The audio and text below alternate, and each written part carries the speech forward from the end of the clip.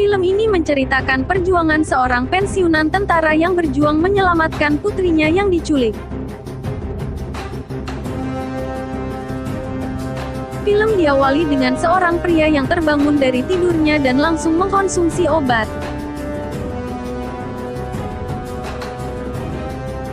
Setelah itu langsung olahraga push up lalu mencuci muka. Saat mencuci muka, dan melihat air dia seperti melihat bayangan yang membuat dia ketakutan. Setelah itu dia menemui seorang wanita.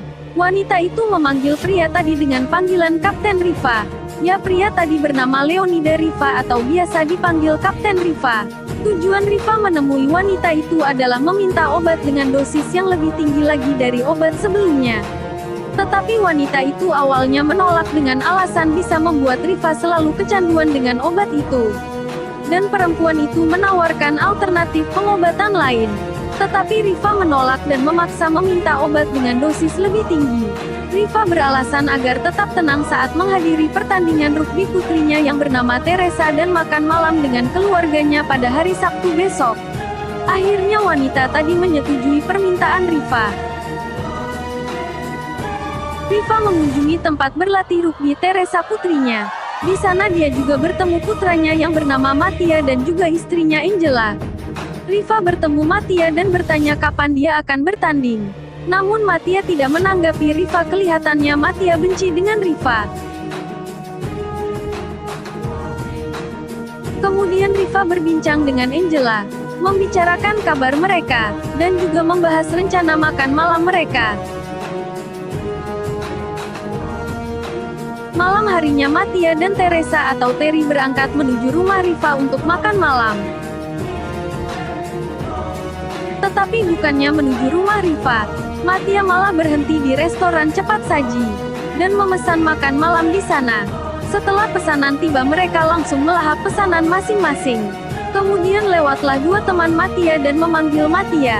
Lalu Mattia menemui kedua temannya itu. Setelah kembali ke mejanya tadi Mattia kaget karena tidak mendapati adiknya berada di sana dan meja dalam keadaan berantakan. Mattia kebingungan dan bertanya-tanya pada karyawan resto itu. Salah satu dari mereka sempat mendengar teriakan gadis kecil dan kemudian dia melihat mobil jeep. Karena Mattia dan Teresa tak kunjung datang, Riva kemudian menghubungi Mattia. Mattia tampak kebingungan dan menjelaskan pada Riva tentang masalah hilangnya Teresa. Riva meminta Mattia segera menghubungi polisi.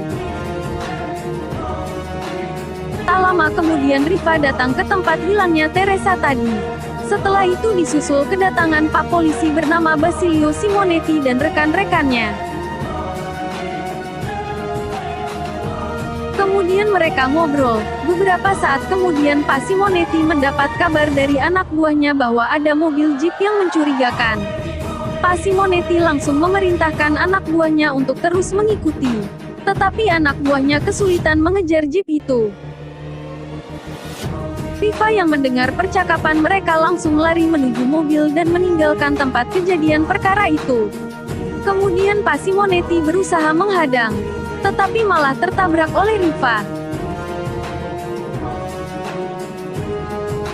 Ternyata Riva ikut-ikutan mengejar mobil jeep tadi. Dan Riva berhasil bertemu dengan mobil jeep itu dan polisi yang mengejar. Riva langsung memutar balik mobilnya. Mobil jeep itu dikejar dua mobil yaitu mobil polisi dan mobil Riva.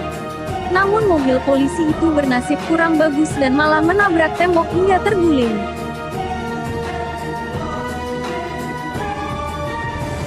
Riva terus mengejar. Mobil jeep itu sempat mogok. Riva langsung turun dari mobil dan akan menangkap pengemudi itu. Namun setelah Riva memecahkan kaca jendela, jeep itu bisa nyala lagi dan langsung tancap gas hingga membuat Riva terpental.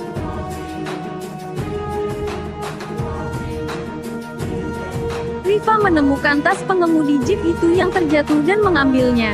Ternyata tas itu berisi obat-obatan terlarang.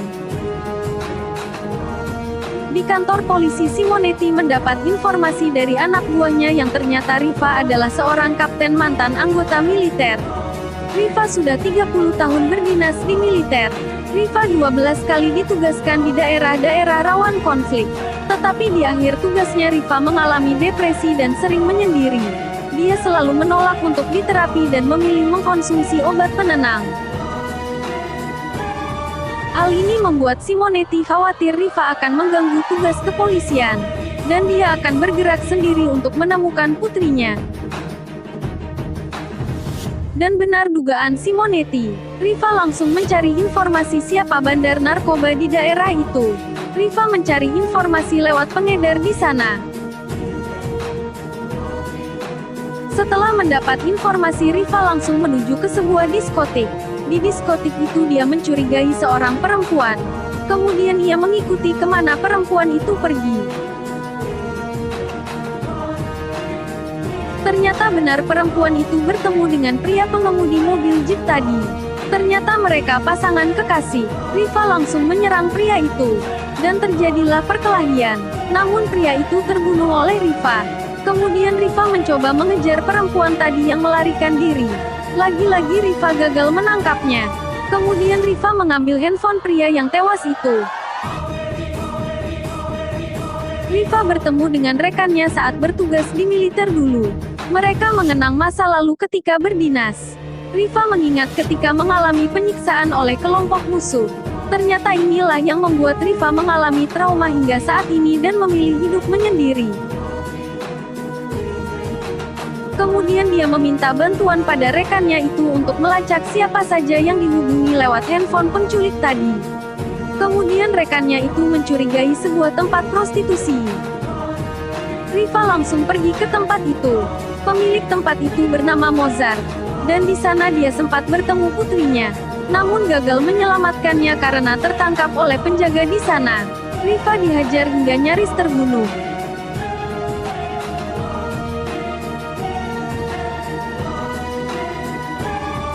Mattia datang di kantor polisi dan bertanya pada Simonetti bagaimana perkembangan kasus penculikan adiknya. Simonetti menjawab bahwa polisi sudah berusaha maksimal dan meminta Mattia tetap tenang. Di kantor polisi itu Mattia menemukan fakta-fakta tentang Rifa. Kemudian dia bertanya pada ibunya tentang apa sebenarnya yang terjadi dengan Rifa. Ibunya menjelaskan tentang Rifa. Setelah pulang dari bertugas, Rifa menjadi seorang yang pemarah dan lebih suka menyendiri. Karena itu dia memilih tinggal sendiri dan meninggalkan keluarga karena beralasan tidak ingin menyakiti mereka. Mendengar penjelasan dari ibunya, Mattia menyesal telah membenci Rifa. Kemudian Mattia mengunjungi Rifa yang dirawat di rumah sakit. Ternyata ayahnya dijaga oleh seorang anggota polisi. Dan saat masuk ke kamar, Rifa juga dalam keadaan terborgol. Rifa meminta Mattia untuk membuka borgol. Tapi setelah borgol terbuka, tiba-tiba polisi penjaga masuk dan menodongkan pistol. Dengan sigap Rifa berhasil merebut pistol. Dan dapat keluar dari rumah sakit itu. Rifa berpesan kepada Mattia agar memberitahu Simonetti bahwa dia akan pergi ke tempat Mozart. Setelah sampai di tempat Mozart, Rifa langsung menghabisi penjaga di sana dan membunuh Mozart. Kemudian Rifa menemukan Teresa. Namun ketika akan membawa pulang Teresa, Rifa ditodong pistol oleh Ivan, teman Mozart. Karena Ivan sudah memesan Teresa untuk dijadikan pelampiasan nafsunya. Untung Simonetti segera datang dan langsung menembak Ivan. Akhirnya Teresa berhasil dibawa pulang dan berkumpul lagi dengan kakak dan ibunya.